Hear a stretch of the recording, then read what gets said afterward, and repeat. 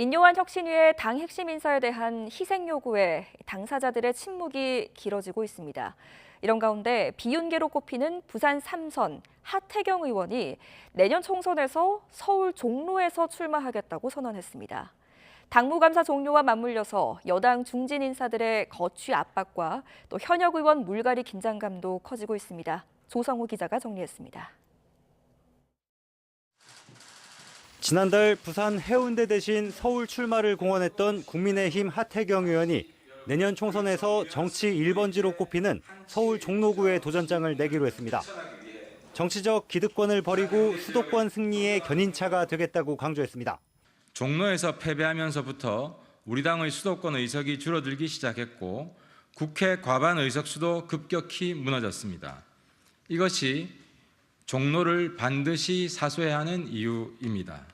물론 당 일각에선 비윤계인 하 의원이 부산에서 공천받는 게 어렵다고 판단해 차선을 택했다는 부정적인 시각도 없지 않습니다. 하지만 영남권 중진 의원 가운데 처음으로 수도권 출마 구상을 구체화했던 점에서 정치권은 주목하는 모습입니다. 인요한 혁신위의 희생 요구에 응답하지 않고 있는 지도부와 중진들이 느낄 거취 부담이 한층 커질 수 있다는 겁니다. 하태경 의원님 종로 출마하신 거예요? 전국 당협위원장들의 지역관리 성과를 평가한 당무감사가 마무리된 점도 이런 분석에 힘을 싣고 있습니다. 현역 의원과 원외위원장 가운데 각각 1위를 받은 것으로 파악된 배현진 의원과 나경원 전 의원 외에 나머지 결과는 베일에 가려졌기 때문입니다. 당무감사가 진행된 204곳 가운데 22.5%인 46곳의 원내외 당협위원장들이 문제가 있다는 평가를 받았지만 명단은 공개되지 않았습니다. 조만간 출범할 공천관리위원회가 넘겨받아 심사 과정에서 활용할 걸로 보입니다. 국회의원의 경우에는 정당의 지지도에 비해서 개인의 지지도가 현저히 낮은 경우에는 또 문제가 있음을.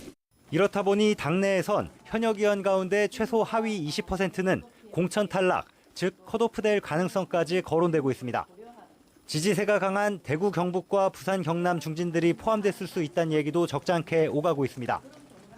역대 총선에서 적게는 20%대, 많게는 절반 가까운 현역 의원들이 새 공천장을 받지 못한 만큼 당무감사 결과가 현역 물갈이의 신호탄이 될 수 있다는 관측입니다. 대통령실 출신 인사들을 포함해 전략공천을 원천 배제하자는 혁신위 제안까지 비중 있게 반영하려는 분위기여서 본선에 앞선 예선 경쟁은 더 치열할 수밖에 없습니다. 국민의힘 현역 의원들이 지역구 성적표인 당무감사 결과를 받아들면서 현역 재공천과 교체 규모에 관심이 집중되기 시작했습니다. 공천 생존을 둘러싼 치열한 물밑 신경전도 초읽기에 들어갔습니다. YTN 조성호입니다.